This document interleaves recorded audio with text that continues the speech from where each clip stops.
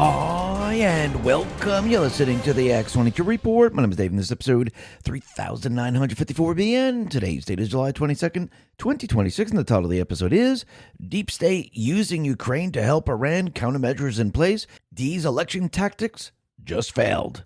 Now, did you know a new survey found that 1 in 3 Americans feel most self-conscious about their body at the beach more than anywhere else? Summer is here. The trips, the pool days, the photos are already happening. And if you've been eating better, cutting back, generally trying, but cravings keep taking over no matter what, that's not you being weak. Your hunger hormones are working against you. This is why I'm obsessed with GLP-1 Elevate. Instead of a pharmaceutical override, it uses clinical studied plant-based ingredients like metabolate to naturally restore my body's own hunger control signals. In clinical studies, it raises GLP-1 levels by 56% and cut calorie intake by 20%. No prescriptions, no needle, just quieter cravings, real fullness, and a body I'm actually proud of this summer. To kick off summer, get 51% off only at trimwithx22.com. Every order comes with free VIP coaching for life, a 60-day satisfaction guarantee, and free express shipping with subscriptions. Once again, that is trimwithx22.com, or just click the link in the description. Let's get into the economic collapse, political and geopolitical news. Now, the deep state, the corrupt politicians, big tech fake news, the puppet masters, you can see they are now struggling because they're losing everything that they set up. And you know what the people are seeing now? The people now are seeing that the D's, they've been pushing communism. It's as clear as day. People don't even have to guess. They don't have to say, oh, it's not happening.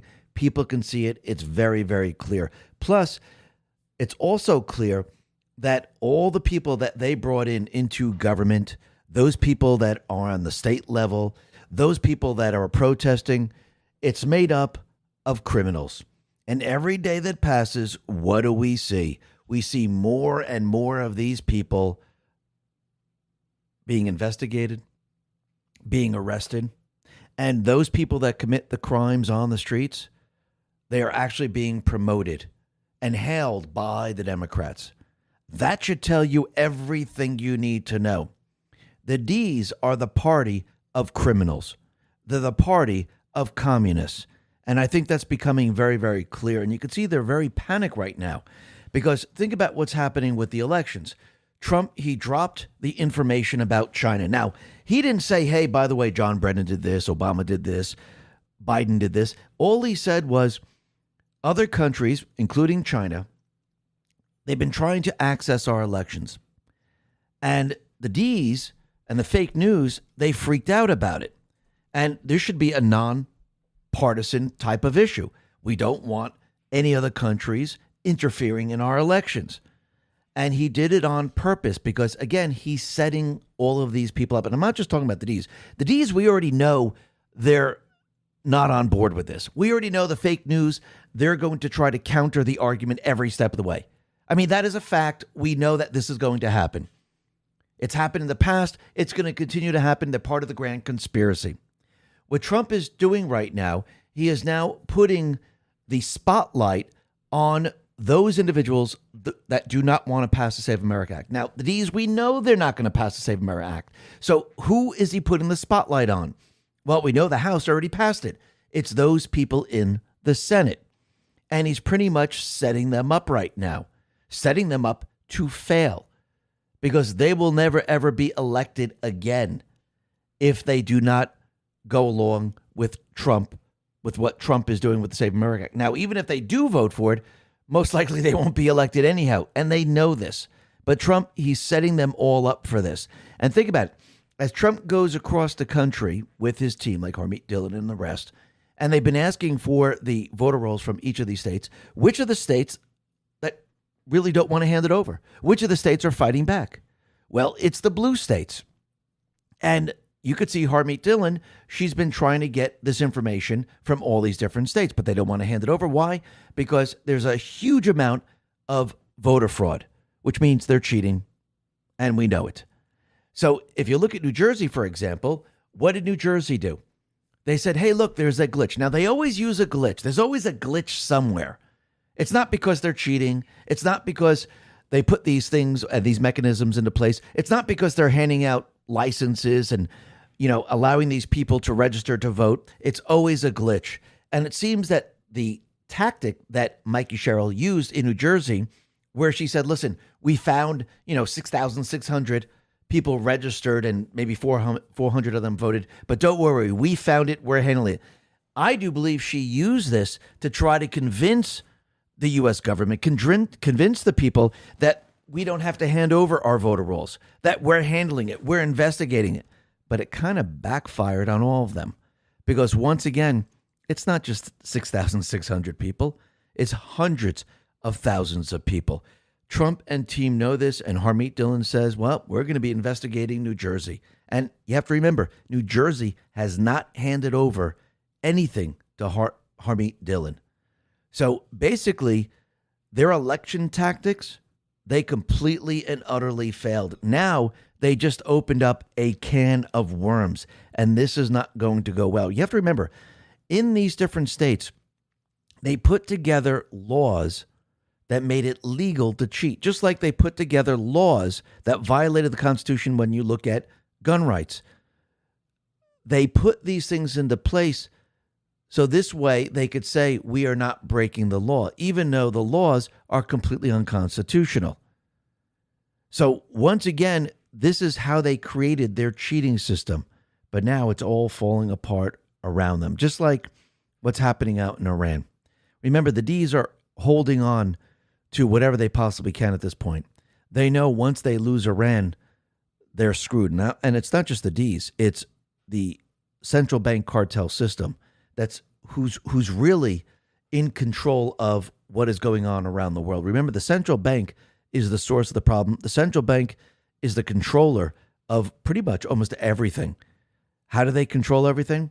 Well, they establish central bank systems in every single country. They have institutions that they established to control the countries around the world. They create the currency that the world uses in each and every country. They did this on purpose. Now, they don't come out and tell you that, hey, we're the ones doing this. They stay behind the curtains. They're in the shadows. And they create the deep state. They create the corruption. So this way, they have protection.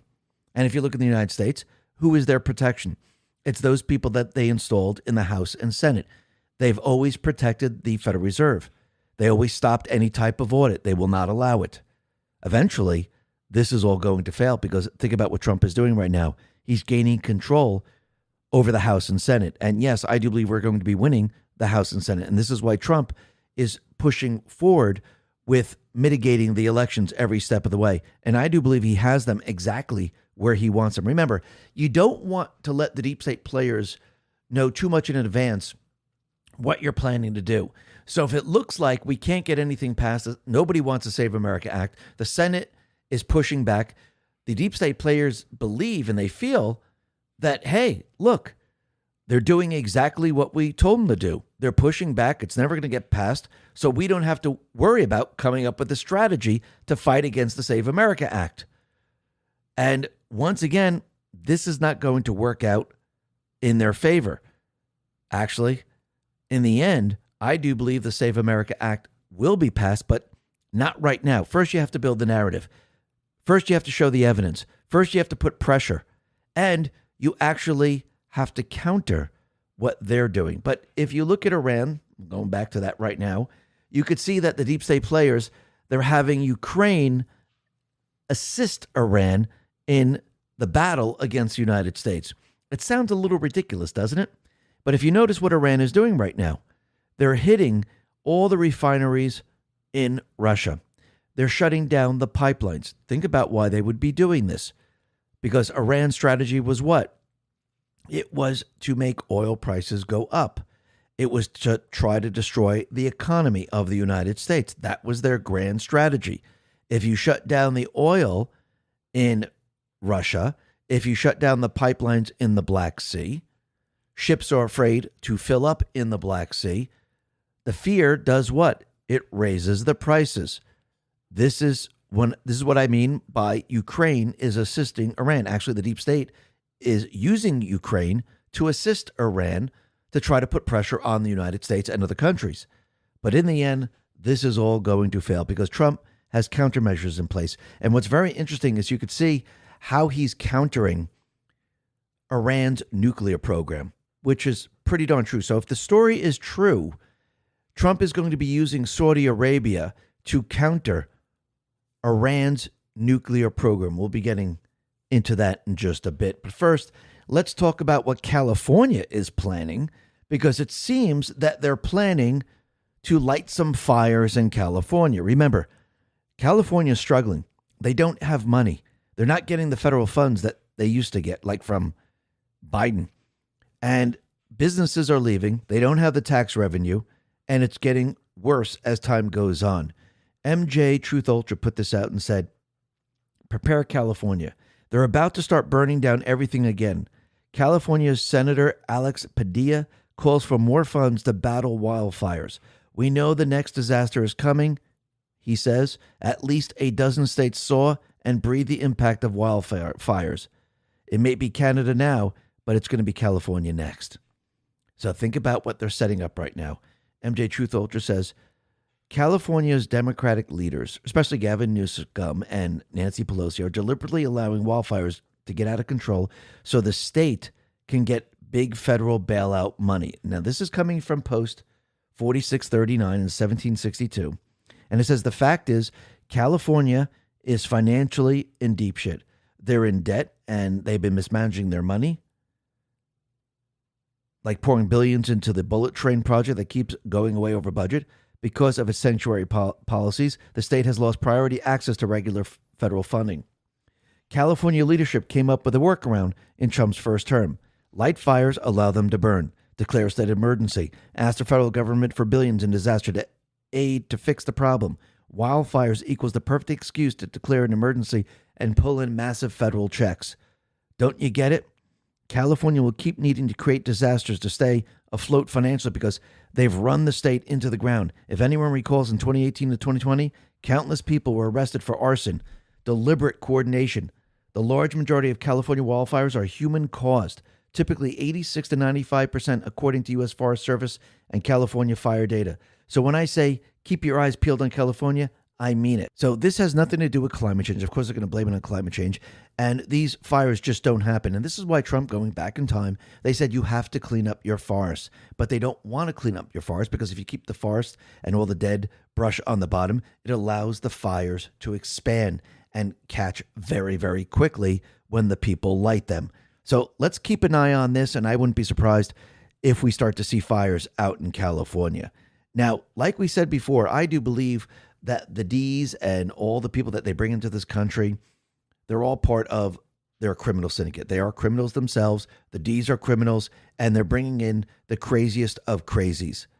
And they need these people to create the chaos on the streets. Remember, this is all about money laundering. This is about saying, hey, if you want us to stop crime, we're going to need more money. If they don't have crime, then they can't ask for money and they can't launder the money. This is why they keep the criminals on the streets. And think about what just happened. 3 people, and M. Wilkins put this out, 3 people were just executed in St. Paul, Minnesota by an individual that is not from this country. He's from Ethiopia. And basically, this was a race assassination. Now, the news doesn't want to talk about it. They're not saying it's race. Actually, the news is not even reporting on it. 0 AP stories, 0 PBS stories, 0 New York Times stories, 0 NPR stories, 0 Wall Street Journal stories, 0 BBC stories. And he killed 3 people. It wasn't about a parking spot. It was about race. He claimed he had been trying for 7 years to bring kids from Ethiopia, but he had been stymied due to the immigration process. Benusu said the ordeal had contributed to his divorce from his spouse. He believes he was treated unfairly because he is an immigrant. And this is why he decided to kill these people. These are the craziest and craziest of all people that are being brought into this country. And it's not just the people on the streets. They also install them in position in government. They're all criminals. Because again, someone with good moral character, someone that follows the rule of law, well, they're not going to take money. They're not going to be able to be blackmailed. They're not going to be able to control them. So they need the criminals in there. They need those people that have criminal minds. So this way they can control these people. Just do what we say and we'll pay you. Doesn't matter if you're breaking the law. It doesn't matter what you're doing. And this is the people that they bring in to government. And I think this is becoming very, very clear. But think about what else is becoming very clear. When someone who comes into this country illegally, who breaks federal laws, they just can't roam free in the country. Now, the deep state, the fake news, tried to convince you that, yeah, they came in here illegally, they broke a law, they should be able to go wherever they want. And it looks like the Fifth Circuit has issued an extraordinary presidential order making clear that illegal aliens do not have a constitutional right to roam free in the United States during their removal proceedings.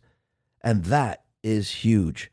And this is how we know that everything now is changing. Remember, think about it. The D's have brought numerous lawsuits against the Trump administration. They have lost almost every single case. The rule of law, the Constitution, is ruling in favor of Trump. He's getting the rulings that he can use later on. The delay process has not been working the way they thought it was going to work.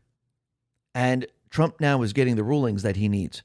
So basically, since they lost their protection, which is the FBI, the DNI, CIA, DHS, the DOJ, they relied on the judiciary. How do we know that all these different agencies now are not 1.0 anymore, where the deep state control them, where now they're 2.0? Because if all you got to do is look at the FBI, all you got to do is look at DHS, DNI, DOJ, they're going after real criminals. And who are the real criminals? Well, it's the deep state players. It's everyone that they brought into this country. The ones they never went after. Those are the criminals. And ask yourself a simple question. Why didn't they go after them? Why didn't they go after the top 10? I mean, they kept saying they're investigating. We can't find them. They have no idea. No, they were never interested in going after these people. They worked in their money laundering schemes. They used these people. There's no reason to go after them. Now we have FBI 2.0. If you notice what's happening with Director Kash Patel, what is he doing? He's actually finding these people and putting them in prison. FBI Director Kash Patel put this out and said, the arrest of Khalid Ahmed Satari and return to the U.S. is the third most wanted fraudster capture from this FBI and our partners in just 5 weeks, continuing the historic run of success for this new initiative. Satari was indicted in 2019 on charges of healthcare fraud. Very interesting. Conspiracy, allegedly stealing $547 million, $500 million from 2016 to 2019 by fraudulently billing Medicare and expensive and medically unnecessary genetic tests using deceptive marketing campaigns, illegal kickbacks, bribes. This is another subject who exploited a program dedicated to helping our most vulnerable and instead stole for himself. Satari has been on the run since 2022, but we got him thanks to great work and coordination from the interagency and our overseas partners.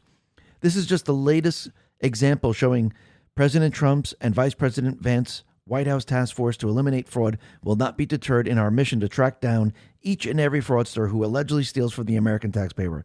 And it's yet another high-value target return from overseas by this FBI, the 27th such transfer since June. And it really didn't even take them that much time. I mean, think about it. 2022, they had 2 years to find this guy. Why didn't they find him? Because they didn't care. That was FBI 1.0.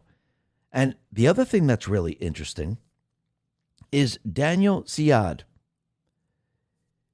He was suspected of having acted as a procurer for Jeffrey Epstein. And he was found dead at his home. Now, is this a coincidence? I don't think so. Remember, he was never questioned by investigators. So Danielle Siad was a modeling scout who, according to declassified U.S. Department of Justice files, he acted as a recruiter, scout for Jeffrey Epstein by identifying and referring young women to him. So he scouted in multiple countries, including Eastern Europe, small villages in Poland, in Slovakia, Hungary, Sweden, and many others, and he brought them to Epstein. Jean-Luc Brunel, another modeling agent tied to Epstein who died in 2022, reportedly identified Siad to investigators as a scout or recruiter of girls and or women for Jeffrey Epstein. So let me see. Jean-Luc Brunel, he was involved in this. There was an investigation into him. This individual, he was never asked questions, and then he mysteriously died. Is there wet work going on right now? Starting to seem that way. They don't want this guy talking whatsoever. And I do believe there is a grand jury that is investigating Epstein and many other people that are involved with Epstein. And I wouldn't be surprised if maybe they got wind or something that investigators might be talking to this individual, and all of a sudden, he just disappeared. Very, very interesting. But let's see how this all plays out in the end. Now, like we said from the very, very beginning, it seems that the deep state players, they are now using Ukraine to assist Iran. Now, Iran's strategy is to put a lot of pressure on the U.S. economy and the economies around the world by continually firing at ships in the Strait of Hormuz. And it's becoming less and less as time goes on, and it's becoming a lot more difficult for them to fire any weapons because they're being destroyed. So it seems that Ukraine right now is assisting Iran in trying to keep the pressure and keep oil prices high to put pressure on the economies, especially the U.S. economy. And they're hoping that will force Trump to stop his attacks on Iran. Zero Hedge put this out and says, Kazakhstan stops piping oil to Black Sea after a spate of Ukraine drone tanker strikes. So basically, this happens when global oil prices are moving up. Following the drone attack out of Ukraine days ago on the Caspian Pipeline Consortium, it seems that they've halted production. They're stopping the piping of crude, and they're trying to push the oil prices up. Now, this leads me to believe that the deep state players, and Europe and the rest, they're using Ukraine to help Iran in their mission because, again, the oil prices aren't going up the way they wanted. They wanted them around $200 a barrel, but they're not even getting anywhere close. So think about it. The oil prices didn't hit 100, so they need to force them up. How do you do that? You create more fear. You shut down oil production. And it seems this is what they're trying to do. But in the end, this is not going to work because, very interestingly, it seems that the UK's new Prime Minister, Andy Burnham, has approved the use of the British military bases by the U.S. for defensive strikes against Iran. That's very, very interesting. Trumpy put this out. I had a very good conversation with the new Prime Minister of the United Kingdom, Andy Burnham. We discussed many subjects, including the outstanding relationship we had with the UK. We will be meeting in the not-too-distant future for the topics of mutual interest.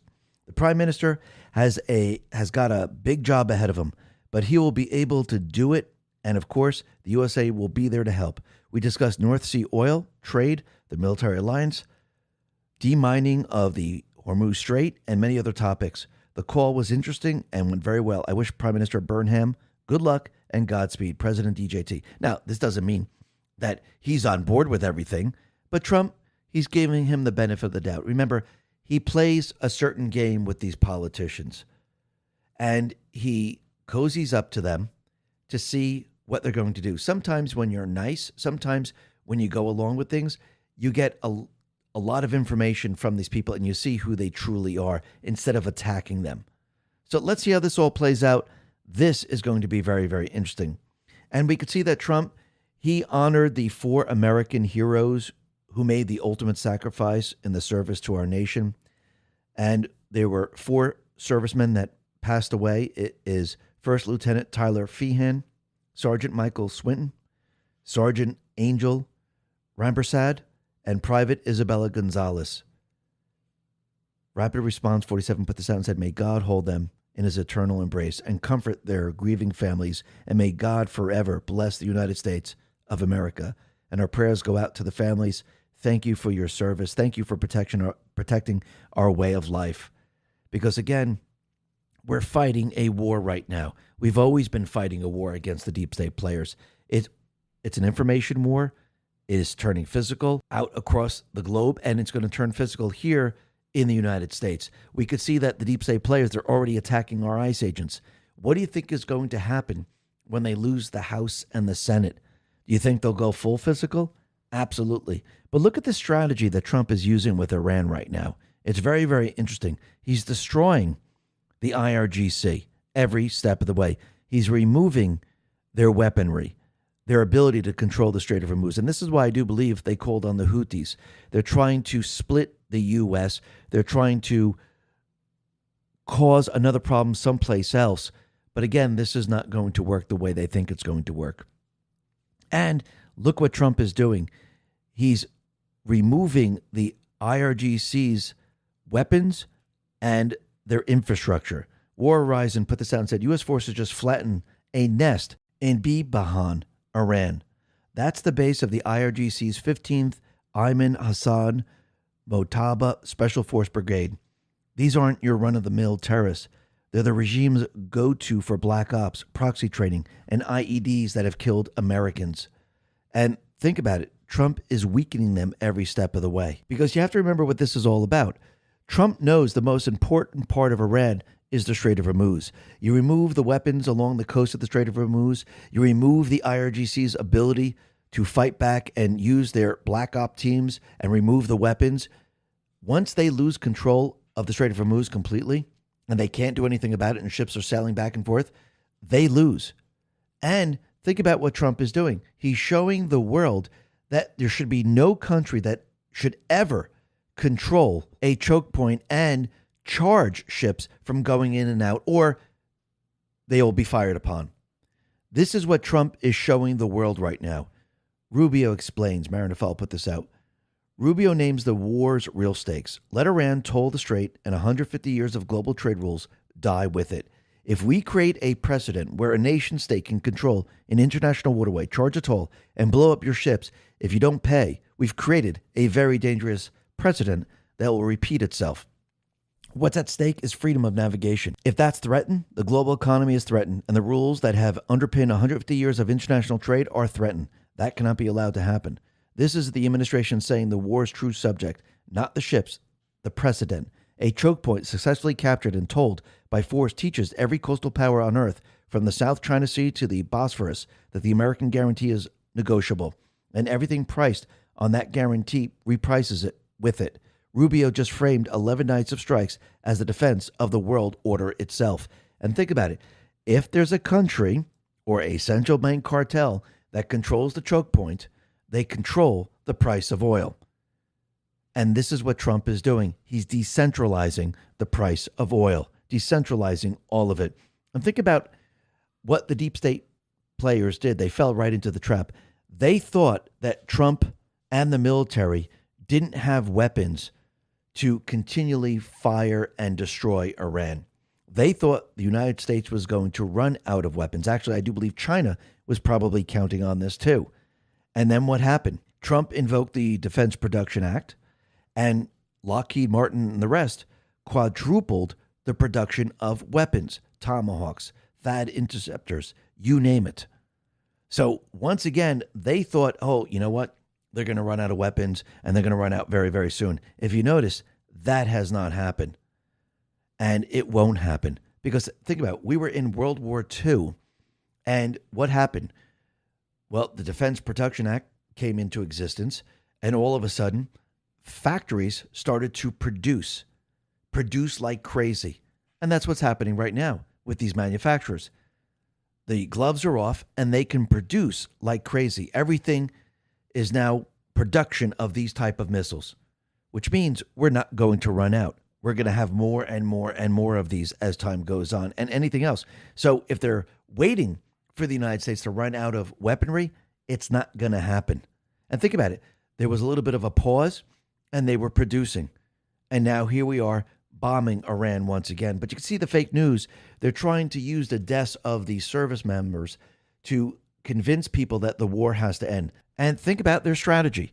First, they came out and they said, listen, the members are dead. Maybe we should stop the war. This is not a good thing. These people cannot be protected. Then they came out with the story that nobody can win this war. It's a tit for tat. Trump should just end it. Then you had Ukraine. They went ahead and they destroyed the refineries. They shut down the pipelines, putting pressure on the oil prices. They're doing whatever they possibly can to try to stop Trump from winning in Iran. And I don't think it's that far off, because they wouldn't be doing all these things if they were in control. They're doing these things because they realize that Iran is about to fall. But think about it. They're making a very big deal about the deaths of these individuals. And yes, it's a very sad thing, but this is part of war. I mean, it's hard to accept, but it is. It's part of war. This is what happens. They signed up, they knew what they were getting into, and they gave their lives for the American way. But the point is that if you notice, they've never made a big deal about all the other wars, like the fake news. And Trump, he put this out and said, Afghanistan war, 20 years, 2,000 dead. Iraq war, 9 years, 4,600 dead. Vietnam war, 19 years, 5 months, 58,000 dead. Korean war, 3 years and 1 month, 36,000 dead. Venezuela war, 1 day, 0 dead. Iranian military conflict, 4 months, 18 dead. So they're just building this up because, again, what do they want? They want Trump to stop. Because where is this all going? This is all going to decentralizing the oil around the world, shutting down the deep state players, and getting the nuclear dust to show that Obama, Hillary Clinton, and many others were involved in making Iran a nuclear state. At least they were trying. And the people that see the drones, hitting certain areas, or they see a couple of missiles hitting other areas, it doesn't mean Iran is strong. It means they're desperate and this is all they have left. Does it mean they have the upper hand? Does it mean they're winning? Absolutely not. Infantry Dort explains, I feel the need to explain this, why Iran still has capability. I'll answer the initial question with a question. Do you think you can crush an enemy's ability to mass combat power, even though they can still retain some isolated, dispersed capabilities elsewhere? The answer should be yes. In GWOT, which is the Global War on Terror, we dealt with this. There was no doubt the U.S. military had overt control of the battle space. Where we went, we won, but we still dealt with asymmetric threats. And that's what you're seeing now, albeit at the strategic scale. GWOT vets will remember the 170 millimeter rocket barrages. They happened frequently. We played a whack-a-mole trying to prevent them from launching, but they were crafty. The rockets were designed to harass, and they did. Did they cause mass casualties? No. Did they get a few of us? Yes. Did the enemy control the field as a result of these attacks? Absolutely not. War is complicated yet simple. Iran has been a pain in the ass like this for a long time. You are not dealing with a rational state actor. They're religious fundamentalists who don't care about a centralized chain of command. If the Ayatollah says ceasefire, some zealot can easily say, yeah, don't care, fire. They have no ability to mass meaningful combat power. They can only harass with missiles and launchers. They've been stockpiling for generations. And everyone they exposed almost certainly gets deleted by CENTCOM. This is the dance we do with these evil people. The problem is America has to be exceptional everywhere all the time. A terrorist only needs to be successful in one place a portion of the time. Iran is doomed. Mistaking harassing ballistic missiles fire for meaningful offensive capability is foolish. And for every hair harmed on American head, the cost visited upon the whole of Iran will become too costly to bear. There is no universe where they succeed, unless you are an enjoyer of Marxist media like the Washington Post or the Atlantic, where they cheer for the Ayatollah like he's David versus Goliath. Pure copium. And think about what Trump just said to those people that are firing the drones, firing the missiles, firing at ships. He said, from this point forward, anytime the Islamic Republic of Iran shoots at a ship in the Strait of Hormuz, whether it be a missile, rocket, drone, or any other device or weapon, the United States will bomb and destroy one bridge or power plant, including those located next to or in the capital city of Tehran. Thank you for your attention to this matter, President DJT. And let's see what should occur. Now, do you think they'll bomb another ship? Do you think they'll try to hit bases? Well, they've already threatened that they're going to hit the energy sectors in the Middle Eastern countries. And they're going to watch bridge after bridge be destroyed. They're going to watch their power go out. What do you think the people are going to do in this country? The people that are against the regime, the people that want to rise up. Well, I think they're going to end up rising up because when you have no power, when you have no way of moving, and especially if you remove the bridges, it makes it a lot harder for the IRGC. When you have no power, it makes it a lot harder for the IRGC. Trump is going to bring down the entire regime. In the end, I do believe the only thing that they'll have left is to surrender. Now, the other thing that's very interesting, and you can see how Trump counters everything the deep state players have been trying to do. Now, out of the Wall Street Journal, they came out with an article saying that Trump, and Eric Doherty put this out, has reportedly approved an agreement to let Saudi Arabia potentially enrich uranium and provide them with a civilian nuclear program. The 30-year deal is worth tens of billions of dollars, and American companies would have a huge role in the enrichment facility. And it would be built by U.S., and the U.S. would control it. Now, what's very interesting about this is they asked Rubio, is this a true story? Is this really what's going to happen? He said, I didn't want to get ahead of the White House, but he didn't deny it. So it most likely is true then that Trump is now working with Saudi Arabia. Why is this important? Why would he be doing something like this? I mean, we didn't want Iran to get a nuclear weapon, but we're going to allow Saudi Arabia to enrich uranium, and we're going to build it. We're going to control it. He's trying to counter everything the deep state players have done. So if this story is true, Saudi Arabia and Iran, as we know, they're bitter regional rivals, Sunni versus Shia. And there's always been a conflict between them. So Saudi Arabia has repeatedly said that if Iran gets a nuclear weapon, Saudi Arabia will too. By giving Saudi a U.S. partnered path to enrichment capability, the U.S. is providing a monitored alternative to Saudi going rogue and buying tech from Pakistan, China, or Russia. This creates a potential counterweight to Iran's program. Deepening ties with Saudi reassures Gulf allies and shows Iran that the U.S. is strengthening its opponents in the region. A stronger, more technologically advanced Saudi Arabia complicates Iran's regional ambitions and proxy influence. Remember, they wanted to take over the entire area. But if you have another country that's enriching uranium and they have the technology, it's going to become a lot more difficult. Plus, this is going to be a win for America. Billions in contracts for U.S. nuclear firms and supply chains. Shuts out China and Russia.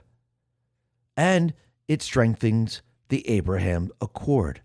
Think about what Trump is doing right now.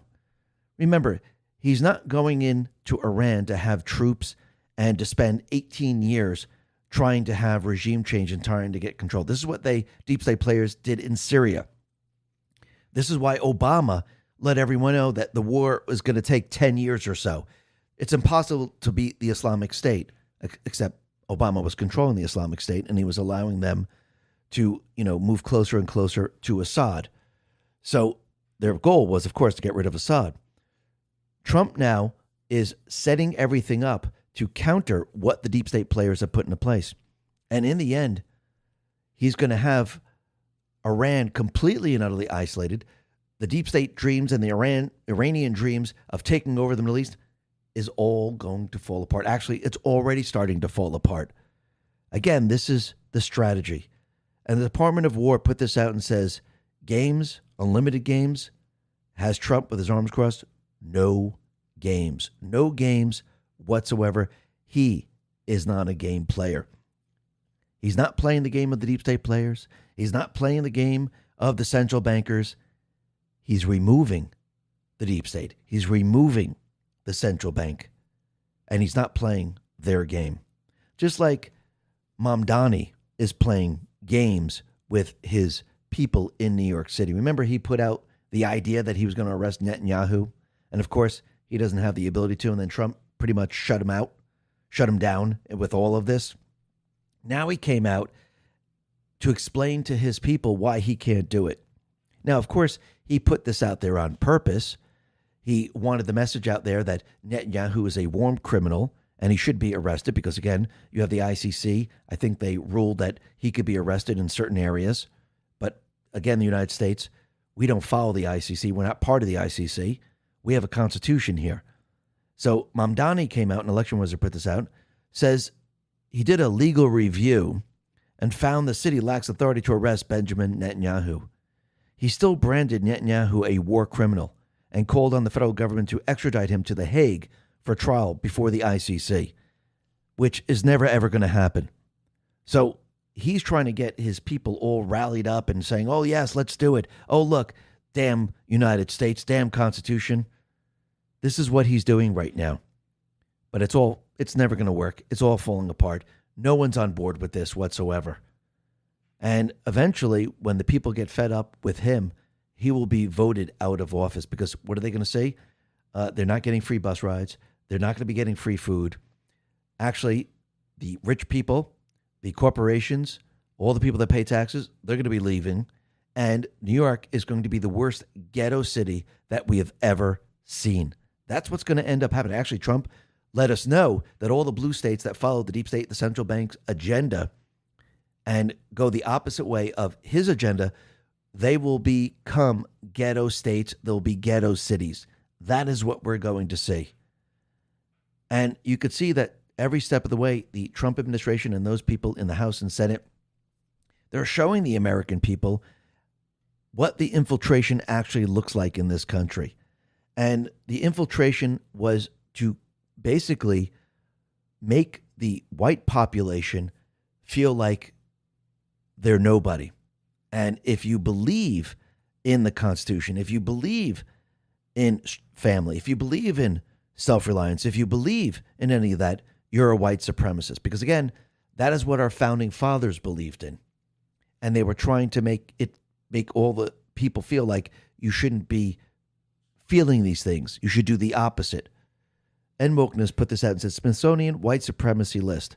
Individualism, self-reliance, nuclear family structures, rational linear thinking, work before you play, plan for the future, protect property, avoid conflicts, manage time, be polite.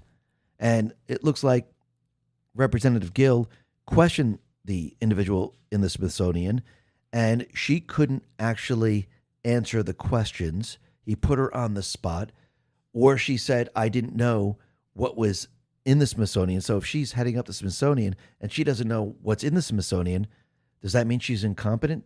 If she doesn't know what's in the literature, does that mean she's incompetent? Or does it mean she knows exactly what's in there and she doesn't really want to answer the question? Well, I think it's both. She's incompetent and she knew exactly what was in there. But think about this. Out in Minnesota, there was a state worker. He keyed 6 Teslas and he got promoted after that. So Dylan Bryan Adams, a fiscal policy analyst with the Minnesota Department of Human Services under Governor Tim Walz, was caught on camera keying Teslas across the Twin Cities in early 2025. And he was caught. The damages totaled up to like $21,000. He admitted to the investigators that his little crime spree was motivated by his seething hatred for Elon Musk. And since he's a criminal, what do? They promoted him. Very, very interesting. Look at the brand new city manager of upscale Sausalito, California. She was arrested on felony burglary charges after allegedly breaking into multiple yachts at the Sausalito Yacht Harbor. And this was a mere 3 weeks into her high-paying gig. This was Elaine Forbes, 53, who just started as the city manager on July 1st. She had a salary of $275,000 a year. And she was hauled off by the Marin County Sheriff's deputies because she's a criminal. I mean, it doesn't become clearer than this every step of the way. But I think Stephen Miller explains it completely perfectly in regards to the D Party, to all the people that they put into place, their foot soldiers on the streets. And this is what he says. Rapid Response 47 put this out. Stephen Miller says, let's not pretend for a moment that these radical leftists, these terrorists, are operating from a place of sincere political conviction. The leftist is fundamentally motivated by envy, by hatred, by jealousy. The leftist looks at what is beautiful and what is good and what is natural and is filled with envy and hatred. The leftist looks at a perfect family with perfect life and perfect job and perfect kids that goes to church every Sunday and is filled with a feeling of inadequacy and jealousy, and they covet and they turn to those emotions ultimately in a desire to subjugate, to oppress, and to inflict pain and suffering.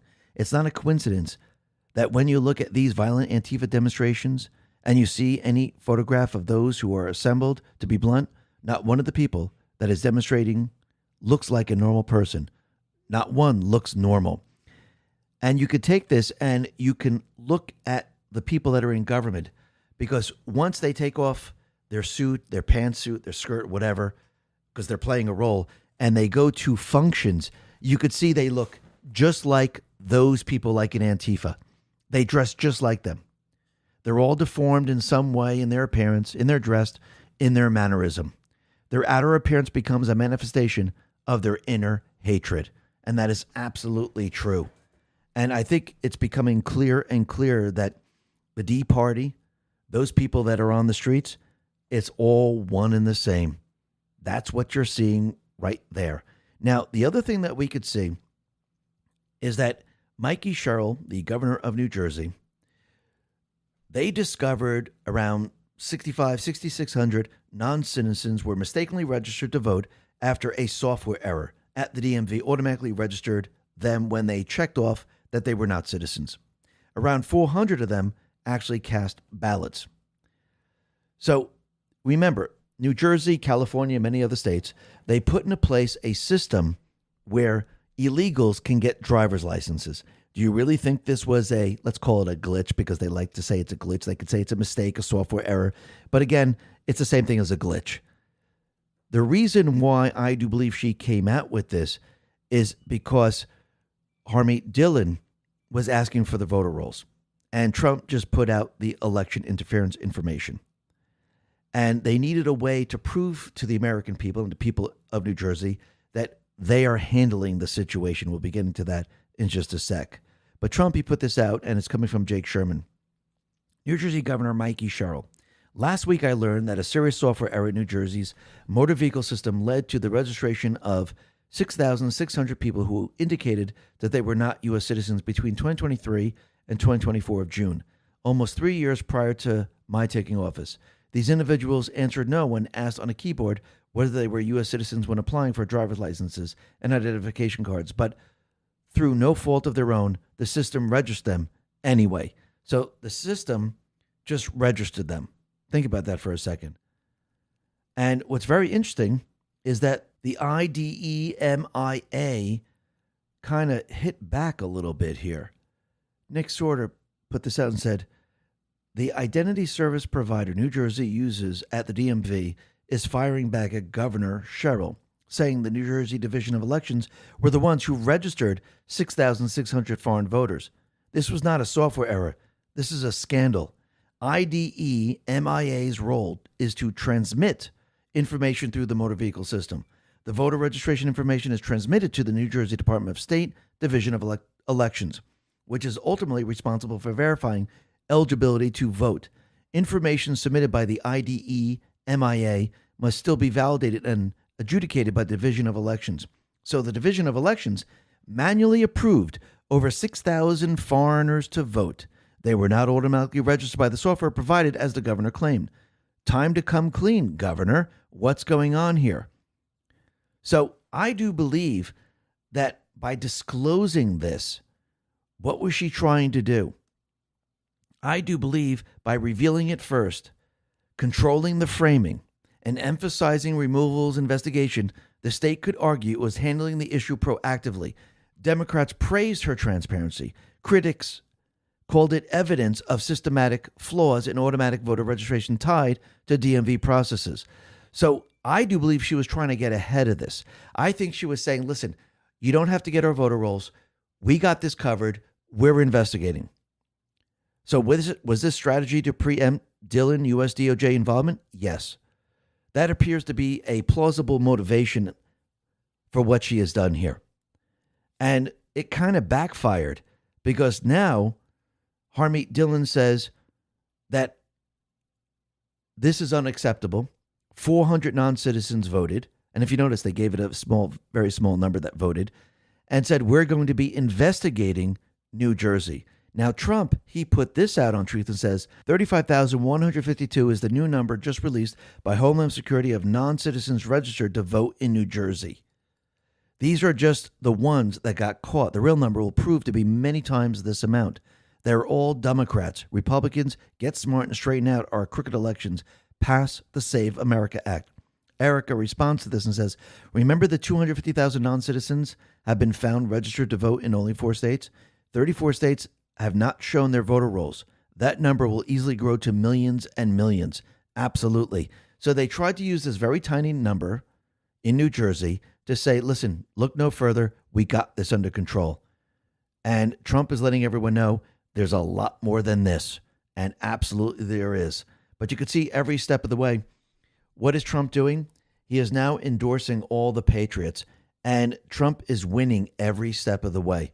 All the patriots that he endorses, they are now winning. Trump put this out on Truth. He said, 7 wins, 0 losses, 100% in Arizona. It looks like Biggs is going to be going up against Hobbs, the one that cheated to win against Kerry Lake, which is very, very interesting. Trump, he put this out on Truth. He said, MAGA candidates won everything last night in Arizona.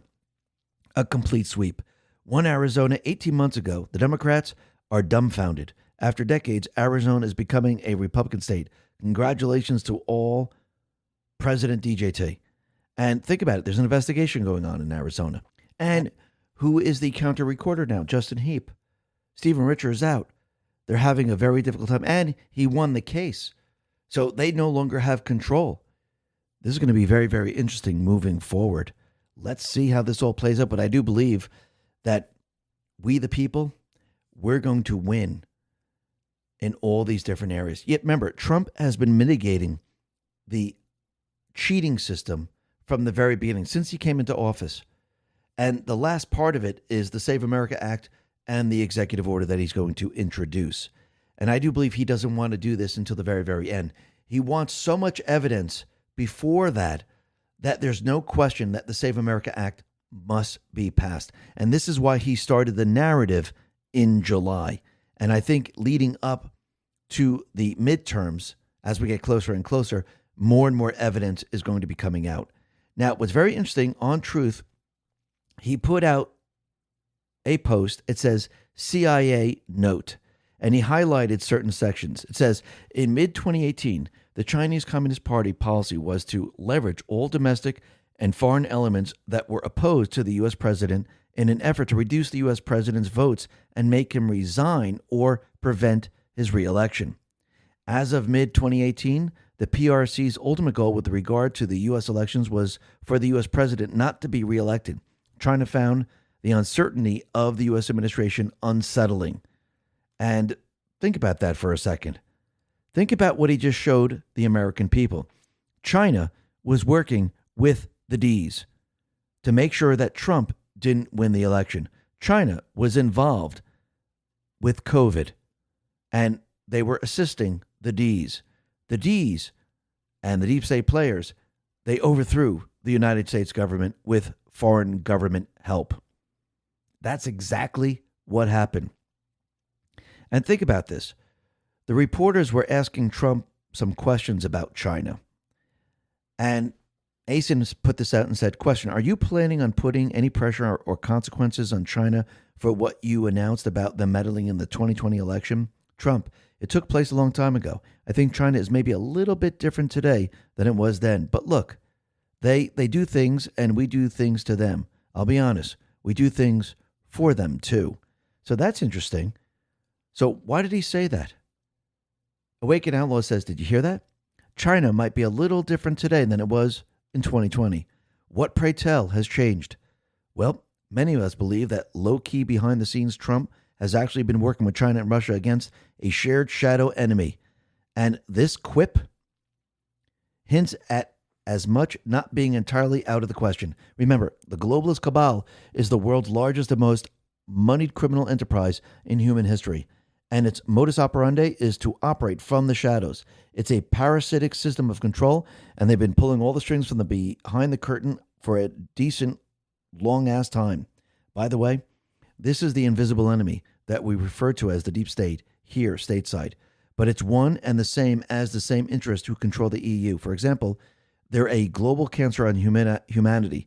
Keep in mind that the globalist cabal had long ago infiltrated, well, just about everything. And yes, that included China. In related news, we know Xi has been on an unprecedented tier purging high-ranking PLA officers and military officials in a massive anti-corruption campaign. Time will tell, but it lines up. Joe Lane says, it's obvious now.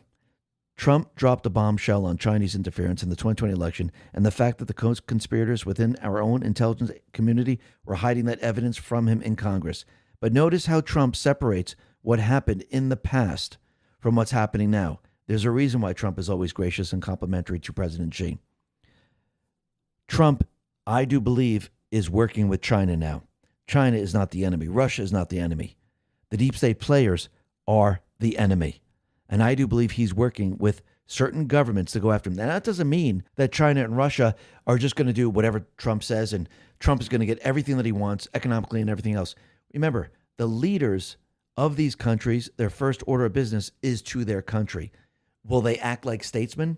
Will they cooperate to remove a common enemy? Absolutely. And that, I do believe, is what we're witnessing. Now, what's very interesting, we can see that the House Republicans, they voted on a bill to keep the government operational. They sent it up to the Senate, and it looks like John Thune is not even looking at it, saying he's not taking this up. Now, I do believe, and I'm still going under the impression, and Trump really doesn't bash him that much, which tells me quite a bit, that they're waiting for the last moment. And they want the deep state players to believe that this is never, ever getting passed. Remember, we're in an information war. But it looks like Trump is about to set up those people in the Senate. Remember, he's exposing who's completely and utterly against the Save America Act. Now, you have to remember their narrative. And this goes with the D's and the rhinos. Oh, you can't have voter ID. It's basically racist. And everyone doesn't have an ID. And why are you charging people to get their, records if they don't have it? It's not fair to those people that can't afford it. It's not right. Remember, which was very interesting, is that they charge people to get a concealed carry license or to get a permit to carry a gun. They never complain about that. That is your right too. So Trump I think he's going to counter all of this, which is very, very interesting. And I think he's already letting everyone know that once he does this, this will expose all of them, because what else are they going to hide behind?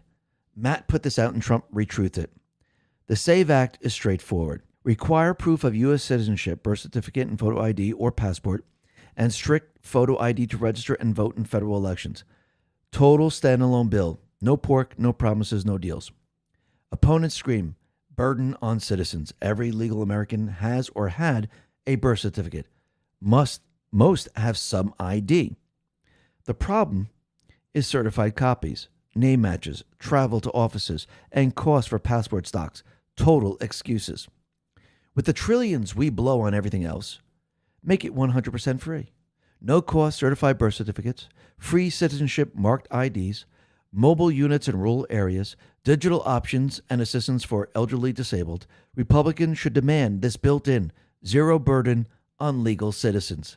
If they still fight tooth and nail when it's standalone and fully funded, it shows exactly who benefits from the loose, rigged system. Anyone opposing safe legal elections now or refusing to vote to fix it isn't interested in free and fair democracy and should be removed from any role in our elections government by every legal remedy available. No more excuses. Secure the vote or admit the game is rigged. And I do believe if they present that, they are going to be screwed. Because think about it. Think about all the money that is being wasted in Minneapolis, California, all the fraud that's being found right now. We could take that money and use it where nobody should have to pay. Nobody should have to pay for the birth certificate. Nobody should have to pay for the passports. This should be free to the American people. How do we make it free? Well, it's very simple. If we're on the tariff system, we're not borrowing. I'm not talking about borrowing currency from the Federal Reserve. If we have a tariff system and other countries are supporting our government, the American people should get the benefit of this. They should be able to get the documents for free that they are required to have. The people of this country should not pay. Who's paying for it? Other countries. We're taking the money in via tariffs. And as Trump shrinks the government, removes the laundering of money, removes the fraud and all of this, can this be done? Absolutely. So this guy is right. If they go ahead and do this, they are screwed big time. Now, the other thing that's very interesting is that there was a scare at LaGuardia Terminal. And a story came out, Nick Sorta put this out, that manpad were detected at LaGuardia Airport. And basically, this turned out to be a fake story, by the way. There was no one with man pads, and those are like shoulder-held rockets that could take down a plane.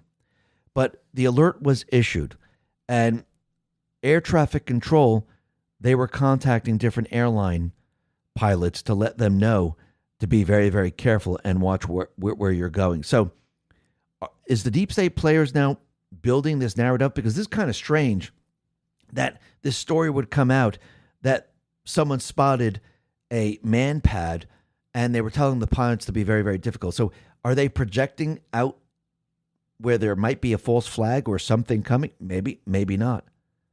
But the other thing that's very interesting, and Ripcord put this out, and it says, Dan Scavino posts a video of Oval Office at 11:20 p.m. or 23:20 military time. In the video, there's a flash of the bat signal underneath the bell ring at the New York Stock Exchange. Q post 23:20 dated October 3rd, 2018. Wireless emergency alert. POTUS alert JPEG. What a wonderful day. Trump has the nickname of Batman. Bat signal equals POTUS alert.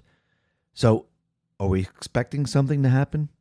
Is there going to be a false flag? Will there be an alert on the phone? Well, I do believe there are events heading our way.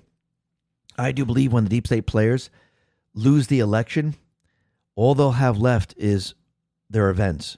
Now, could it be a terrorist act? Could it be a cyber event? Yes. Could it be riots? Of course. It could be any of these things.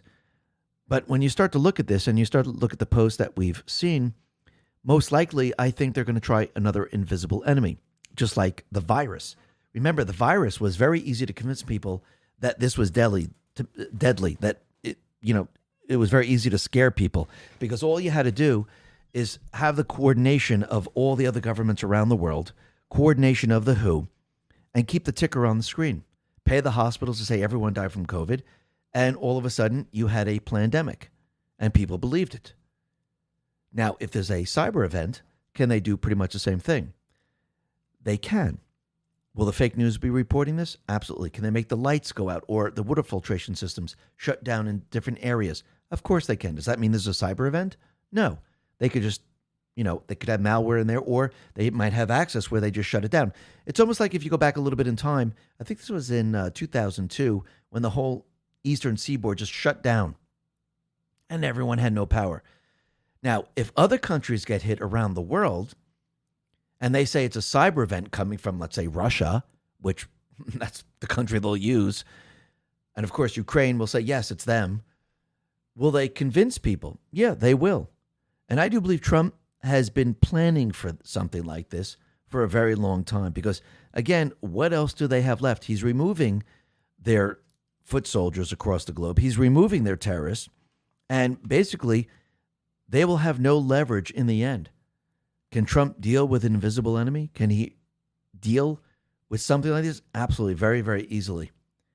And I do believe that he can bypass the fake news, bypass everything by using the phones and using the apps that he put out. So I do believe he's been preparing for this for quite a while. And maybe this is a warning letting us know that, yes, as we approach the midterms and as they lose, they're going to try something. And I don't mean it's going to happen on that day, but anywhere between the midterms and the next presidential race, I do believe they're going to start to realize that they're screwed big time.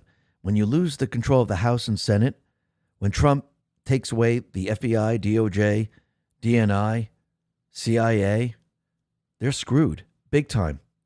When the judges start to be impeached, they're screwed big time. When they don't have the cartel members, the gang members, the terrorists, they're screwed big time. What do they have left? See, Trump, he's bringing them down this path. No, I want you to go this way. I want you to go that way. I want you to go straight down this path. It's game theory. And he's been using it on them since the beginning. And I do believe he's going to have them exactly where he wants them. And yeah, they're going to be panicked. Yeah, eventually they'll be on the run. Yeah, the indictments will come out. Yeah, we will have justice in the end. Why? Because the Patriots are in control. Listen, everyone, thanks a lot for listening. Be well, be safe, and especially be prepared. Thanks a lot.